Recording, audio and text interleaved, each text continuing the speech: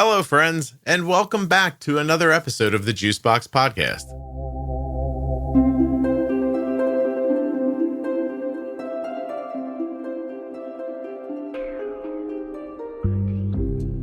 Managing diabetes is difficult, but trying to do it when you don't understand the lingo, that's almost impossible. The Defining Diabetes series began in 2019, and today we're adding to it. Go to juiceboxpodcast.com up in the menu, click on Defining Diabetes, and you'll see a complete list of all the terms that we've defined so far. If your loved one is newly diagnosed with type 1 diabetes and you're seeking a clear, practical perspective, check out the Bold Beginning series on the Juicebox Podcast. It's hosted by myself and Jenny Smith, an experienced diabetes educator with over 35 years of personal insight into type 1. Our series cuts through the medical jargon and delivers straightforward answers to your most pressing questions.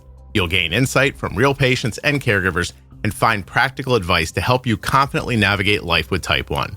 You can start your journey informed and empowered with the Juicebox Podcast. The Bold Beginning series and all of the collections in the Juicebox Podcast are available in your audio app and at juiceboxpodcast.com in the menu. Nothing you hear on the Juicebox Podcast should be considered advice, medical or otherwise. Always consult a physician before making any changes to your healthcare plan.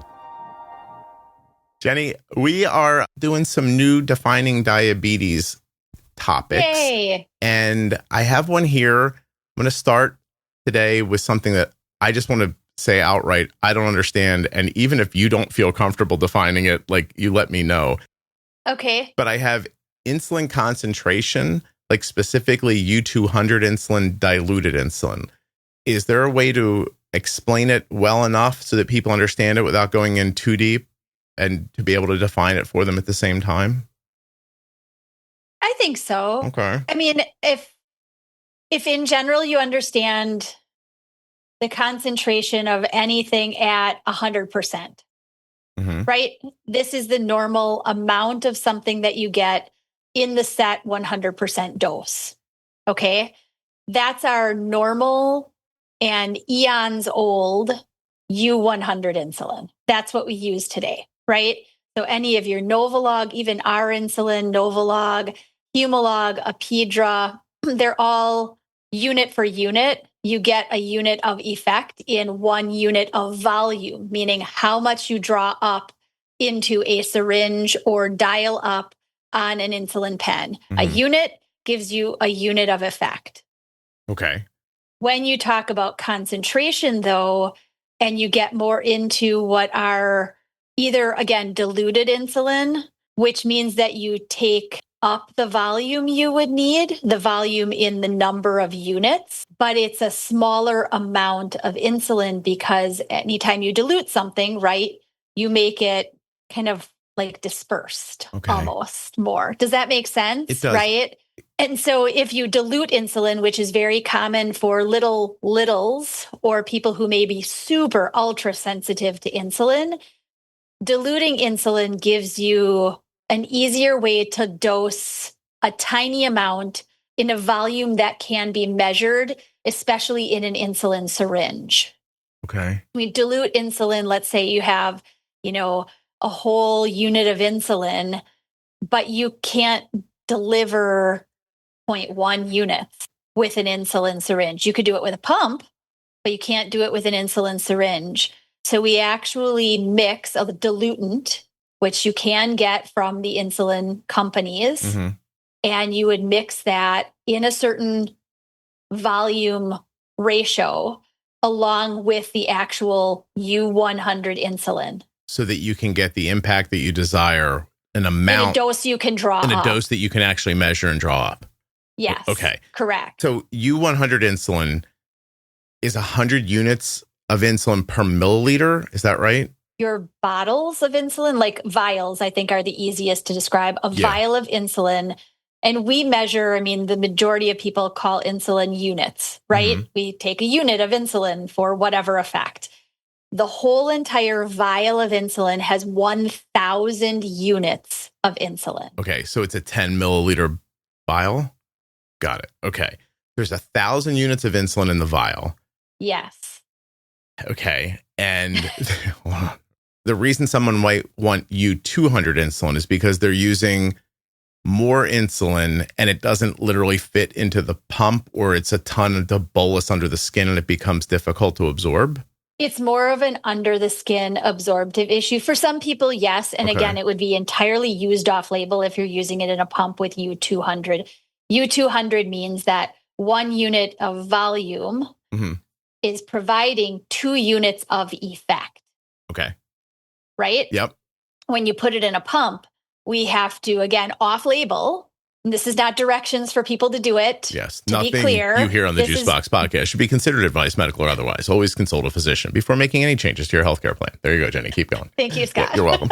You would have to essentially adjust all of your doses, right? Your basal dose, your insulin to carb ratio, your correction factor. They would all have to be dose adjusted because now you're getting 2 units of effect in 1 volume unit. Yes. Okay. But that's okay. How did you do that so simply? I haven't understood this for years. I actually understand now. Thank you. Yes. Well, and then there's even one even more concentrated. It's U500. 500.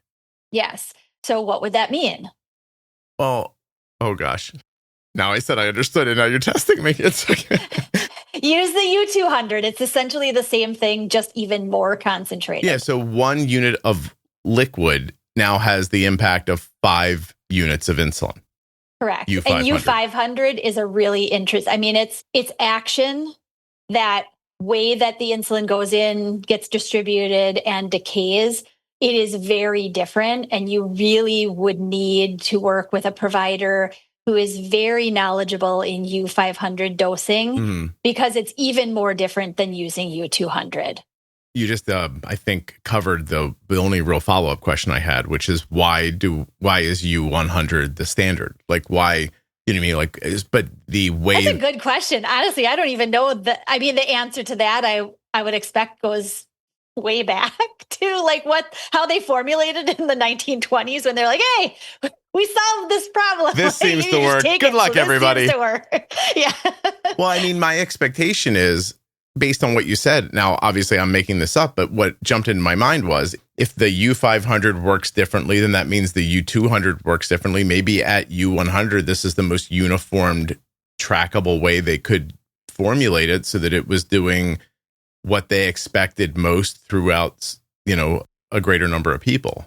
But I could be wrong. If you think about the math of it, right? 1 equals 1. 1 to 1 helps, yeah. Like, that's super easy for even basic math understanding from a kid level and under 6th grade sort of reading. 1 to 1, that you can't really screw that up. Yeah. Right? Yeah, that makes sense. There's a lot more math to diluting or using more concentrated insulin. And you really have to pay attention and have somebody who's knowledgeable who can give you the right dosing plan in the way that you're measuring insulin, again, whether it's with a pump or with a syringe. So when people are doing this with kids, you have to find an endo who's comfortable with it, right, to explain to you how to dilute it. Do they let the families dilute it eventually? You can. Yeah. Sometimes pharmacy will do the diluting for you, but each of the insulin companies has a diluent essentially to be able to utilize. This is not diluting with saline. This is not what you end up doing. And there are very defined directions to diluting the insulin. Yeah. Can't get it from Amazon, you're telling me? No, please don't. What about, do people dilute basal insulins, or does that not end up being a need? That is not something that I've ever heard done. Okay. Now, again, me being the N of not as many people as there are with diabetes and insulin using, maybe somebody has done that. It's mostly rapid acting insulins that you would dilute. Okay. I've never heard of a basal diluting. Okay. Did we cover this? I feel like we did. Yeah, as a baseline direction, yes. Yeah. Could we have a much more in-depth discussion? 100% we could, but this is just a defining. Yeah. I want to say, I'd like to give you a lot of credit. As we started talking, I asked my overlord to explain U200 insulin for dummies to me, and I didn't need to look at it. So thank you. You did a really good job making it accessible Did I sound like the dummy explanation that was there? I don't know about that, but this dummy understood you, so I think we did a good job. Good. Very good. Yay. Sure.